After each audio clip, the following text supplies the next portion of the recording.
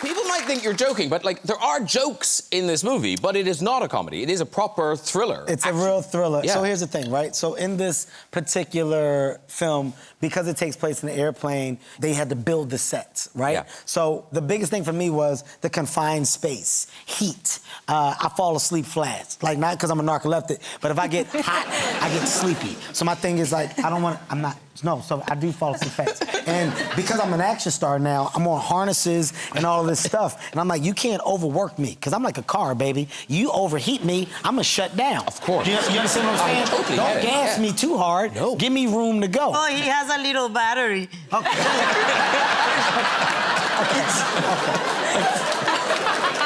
Why are y'all clapping?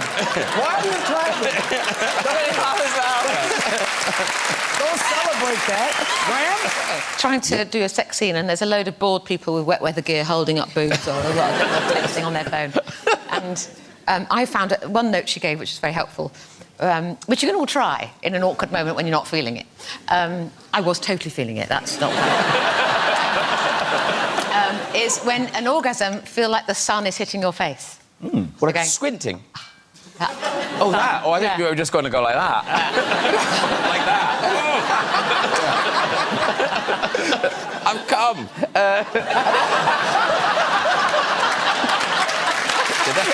Paul, in Ghostbusters, there are lots of very impressive special effects and visual effects, but you, yourself, using a camera phone, you can create a visual effect.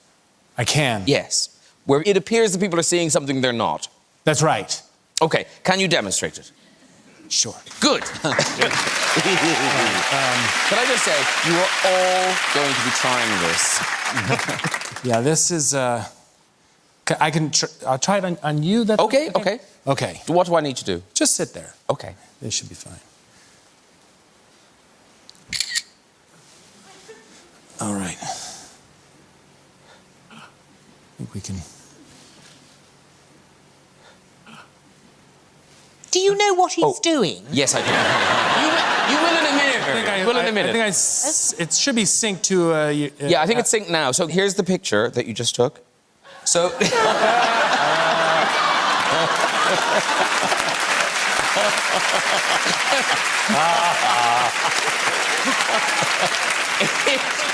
It does look like a bum.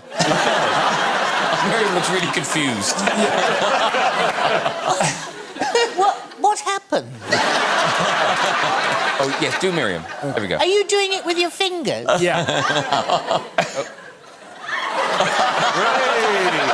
Beautiful.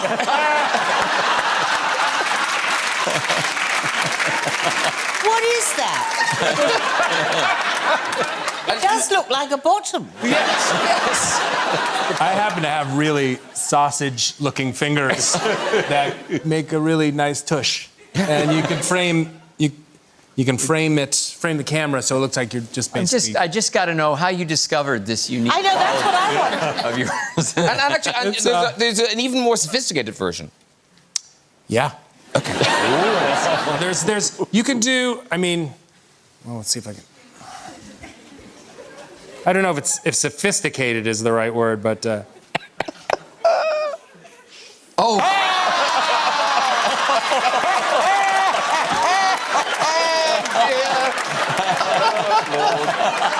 How to chop and how to prep. Mostly it was the art of plating up, do you know what I mean? So it looks... Yeah. It's the artistry of great chefs, I think. That's when they wipe it, isn't it, with a bit of a tea give it towel. that little You do one at the end. the bit of the goo. And they do the sort the jus, not the goo, the jus. But it is a form of goo, isn't it? Well, it's a jus. jus. Jus is a goo. No, a jus is not a goo. A goo is not a jus. A jus is a jus. I would say a jus, within the set goo, is a subset jus. But how can a the other jus... Don't get all weirdy with me. How can a jus be a goo when a goo is not a jus? Because you can have more than one word for the same thing. But that doesn't make sense. Well, I mean, I think... You wouldn't say to a chef, can I have that goo on my plate? No, I wouldn't say that. Because he'd to a slap chef. you. Yeah, well, no, exactly. They're famously violent. Take it outside, man. But I would say... You can have that. You can have no, that. but in... What, me or him? Both of you. Well, I would go with the jus. Thank you very much. See, Carly's told you, and I'll be quiet. Sorry. Yes. She has spoken. You've been told. You worked with Jamie Dornan. No, so what happened was, that song Pointless Yeah. was supposed to be my first single. Oh. Right? And I reached out to Jamie. Handsome guy, as we can all agree. Yeah. That was a bit slow, wasn't it? Yeah, That was a bit like, slow. oh, yeah. We've just seen him in a hat. He's lost his allure. Actually, but we've never met before. So it's weird to see you, because I'm used to seeing you like 50 Shades of Grey. So it's weird. All right. It's weird seeing you like here without like a whip in your hand. Yes. And me. And me without my cock in mine.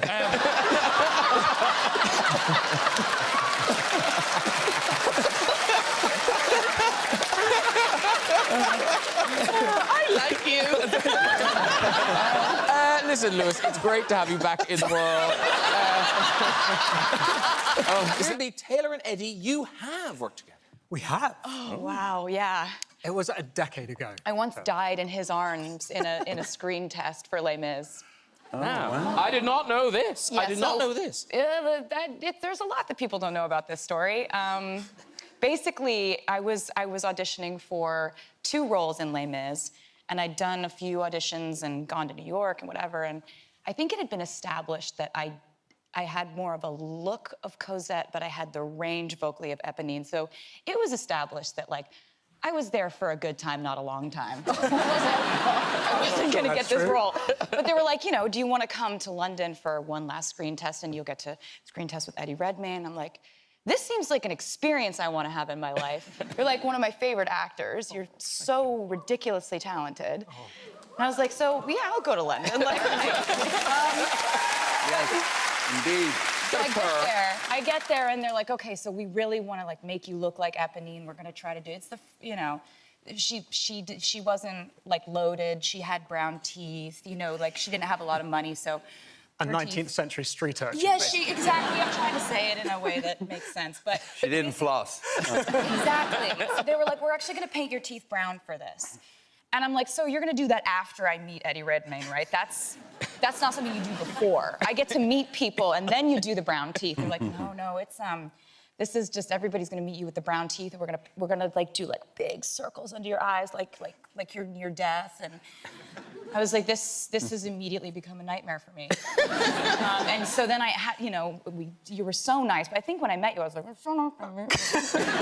What was hilarious was, as you walked in as a 19th century French street urchin, and I was not expecting that, but my overwhelming memory of it, Taylor, was I'd just been to Pizza Express beforehand, and I'd had some garlic dough balls. Oh, no. And I thought we were going to be singing opposite each other, you know, but they had us. Also, it was so weird, because Taylor was dressed fully as Eponine, and I was, like, in my tracksuit. And they had us on the floor, like, singing Sweet Nothings into each other, and all I knew is I just had garlic bread. And I had brown teeth, so we're just Breath symphony. It was one of these, it was like trying to show emotion, whilst at the same time not to punish you. You were weeping, and I just thought it was because of how I looked. Why were you having was it a deep tissue massage you were having?